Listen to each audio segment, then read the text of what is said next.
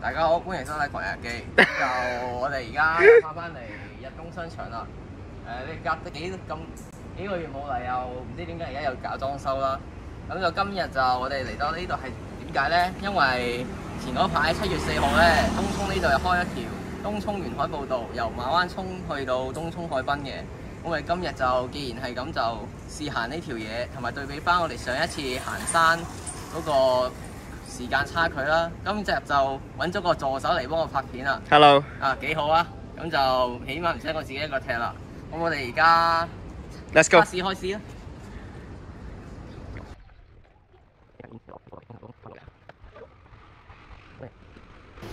咁啊，俾大家望下就，其實真係好似鯉魚門嘅呢度，即係有個酒樓啦。呢度你見到就係有啲棚啊，門口擺啲海鮮喺度啊，跟住又隔離有啲凳喺度坐啊，跟住仲有啲位去俾人坐啦，咁樣係啦，好得意啊！呢個有個即係漁夫啦。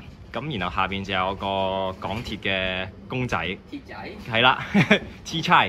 咁咧，原來呢一個係港鐵東涌線延線資訊中心，合作機構係呢一個旅光文化服務基金。咁咧，佢係響246開公眾假休息，咁所以今日我哋就見到呢個鎖啦。咁啊，出邊都有啲畫啦，咁樣咁都可以嚟打下卡咁樣。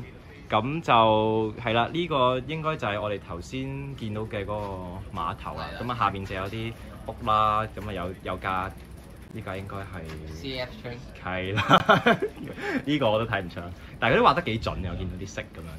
咁樣啦。咁咧，其實我冇記錯嘅話，其實我都嚟過呢間中心嘅。嗰陣時候，東涌線延線都未起嘅。咁嗰陣時候嚟過一次參觀下咯。不過入邊啲資訊其實都上翻佢個網站都揾到嘅。笑死！理髮鋪1號、2號、3號喺2號隔離，仲有4號、5號。好啦，咁就我哋而家眼前有一個起緊嘅石屎結構啦。咁呢個其實就係一個重建緊嘅馬灣涌碼頭。咦，馬灣涌碼頭唔係有兩個，最出仲有個嘅咩？呢個呢，其實係原本應該係俾啲居民攞佢哋捕魚之後上岸嗰啲地方嚟嘅。而家就政府重建緊一個新嘅石屎碼頭俾佢哋咯。係。我哋又行翻過嚟呢個馬灣涌碼頭啦。比上次快幾多啊？冇乜記錄喎，但係應該差唔多時間嘅，都係沿住嗰條路啫。就幾特別啊！呢個地方咁啊，自成一角咁樣，有啲酒家啊，有啲餐廳啊，有啲理髮鋪，唔知點解好多理髮鋪，跟住就好似一個鯉魚門咁咯。不過係一個少啲人可能冇咁出名嘅鯉魚門咯。因為其實我 before 我嚟呢度，其實我都唔知有個咁樣嘅地方。係多謝 Roy 哥帶我入嚟。好啦，我哋而家行翻嚟呢個東涌道落成嘅界碑，嗰個落成碑啦，係啦。因為今次冇啲垃圾阻住，就大家可以清晰咁見到啦。呢邊係英文嚟嘅，左手邊呢度就中文。大輪子就是即係大輪子港督主持開幕典禮嘅，1966年。好啦，我哋而家行到嚟呢個位啦。咁上次行嗰陣時候話唔知起緊乜嘢嗰度，原來就係呢條東涌沿海步道啦。啱啱7月4號開通嘅。咁就呢度由呢度分叉落去咧，行嗰少少就可以去到東涌海濱長廊噶啦。咁呢度就係上次行嘅東涌道北啦。不如行啦 ，Let's go！ 上次小派台就係呢個位啦，係啦。而家就係啦，一望無際嘅東涌灣，呢度就係。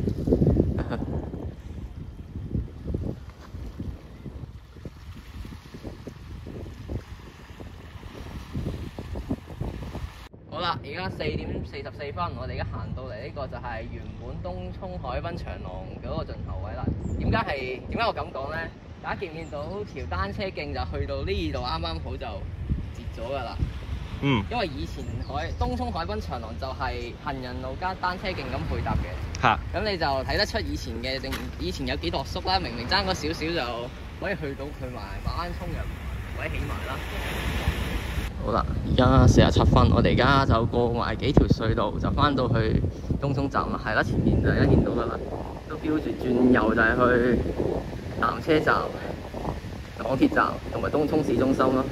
係，好。咁就講翻頭先嗰條沿海步道啦。以前未有沿海步道嗰陣時候咧，就有聽講話咧，以前啲居民係有啲人係會選擇冒險咧，等潮退嗰陣時候咧，行海岸咁樣行過去嘅，去到幾牙煙下。而家有條沿海步道就相對安全得多啦。就可以話呢條沿海步道都係一個算係德政嚟嘅，起咗4年，唔知用咗幾多錢。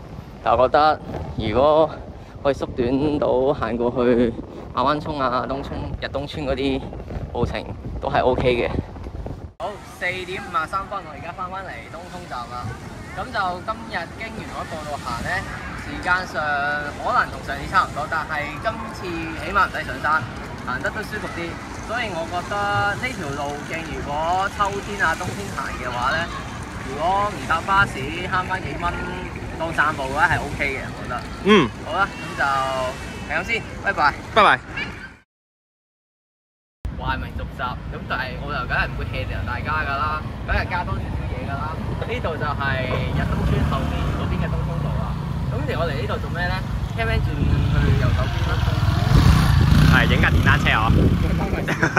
我哋係嚟東涌炮台呢度睇一睇嘅。係啦，東涌炮台呢個就係1830幾年嗰陣時候已經起成嘅炮台啦。我哋係咯，大家入去參觀下先。好 ，Let's go。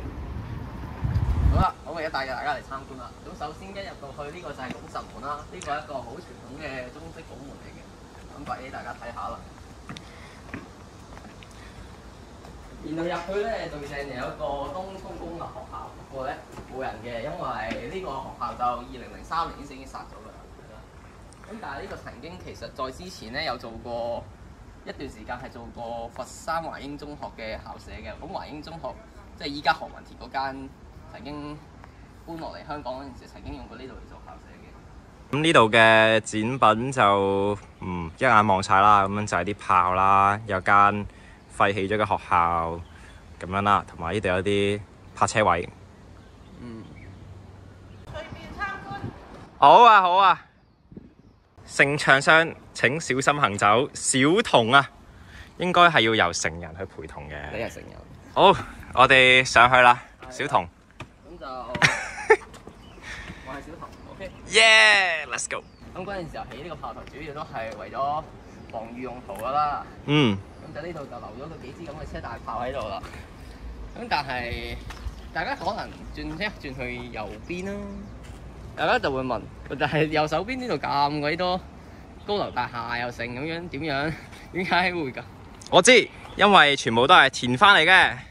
哇！呢個大人果然係大人，大人係整啲㗎，冇錯啦。呢度前面呢啲咧全部都係填翻嚟嘅，包括前面嘅日東村啦，後面赤鱲角機場都係填翻嚟嘅。咁以前呢度其實對住咧就應該係一片無際嘅東涌灣先啱嘅。哇！今日真係好天，哇！幾大碌。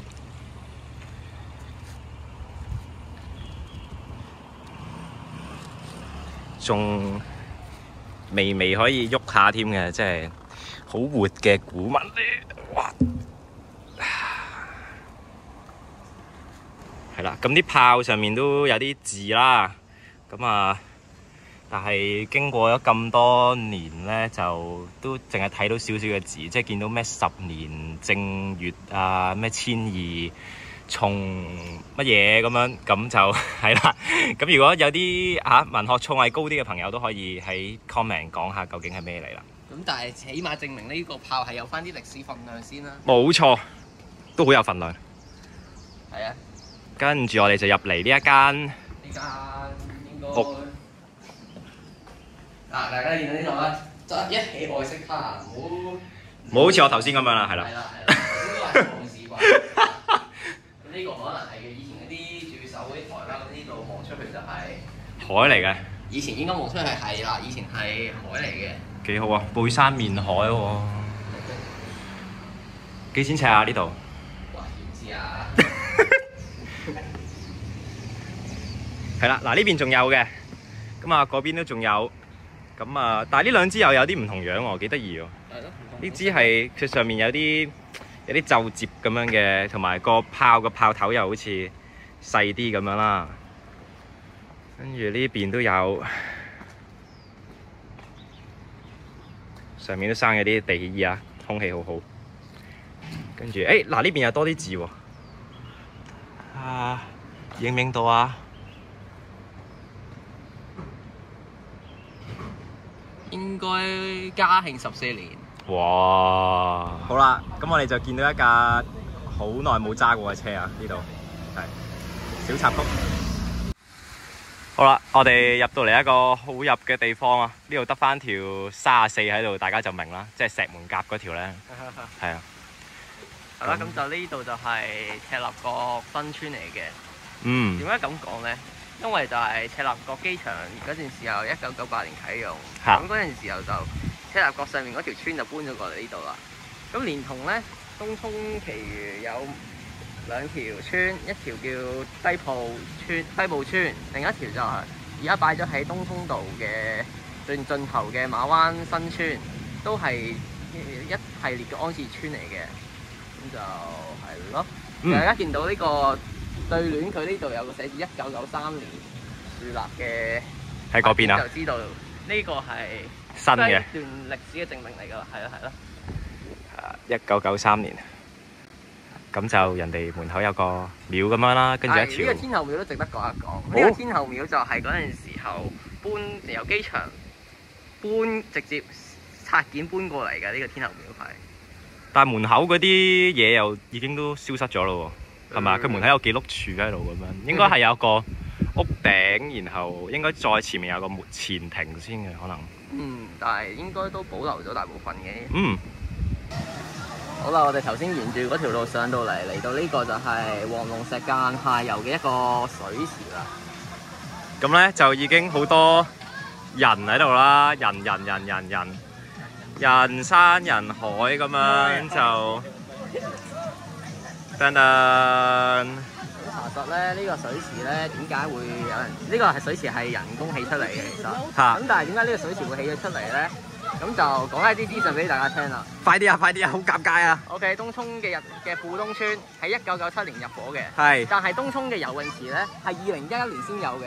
咁中間隔咗咁長嘅時間，啲人要去游水嘅話，去邊度咧？唔通係梅窩青衣嘅游泳池？都唔 make sense 㗎嘛。所以啲居民咪就係自發奇想，就喺呢度整咗個水池俾大家玩樂咁樣咯。好多謝你。好啦，咁啊，繼續呢度就係上啲嘅地方啦。嗱，頭先嗰邊嗰個大啲嗰個水池咧，就係下游嘅位置。咁呢度咧上面就大家見到啲水咧都好清啦，雖然好多青苔。仲有如果大家喺個 cam 入邊見到都有好多魚仔啊，有啲人又喺度釣下魚啊，有啲我哋見到有咩啊？煮嘢食啊，游水啊，晾衫啦，總之就好似一個小社區咁，係幾特別嘅。咁啊，都補充多少資料啦，即係大家盡可能都係去翻一啲即係正規嘅沙灘啊、泳池度游水啦。咁啊作為一個讀生物學嘅人咧，就會同大家罰個留堂先。咁咧通常咧呢啲咁嘅池入邊咧有一啲我哋會叫做 brain eating amoeba 嘅嘢啦，即係會食腦嘅變形蟲啦。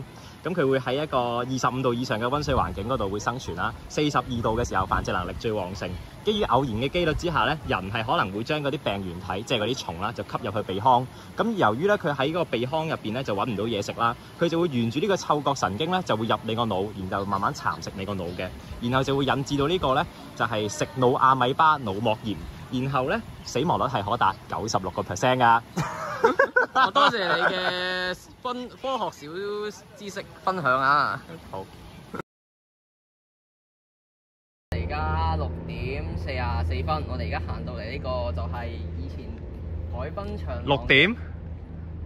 重新嚟過，屌！16點啊！咁我哋都遇到 John Cena 東星班啦、南瓜子同埋老鼠班。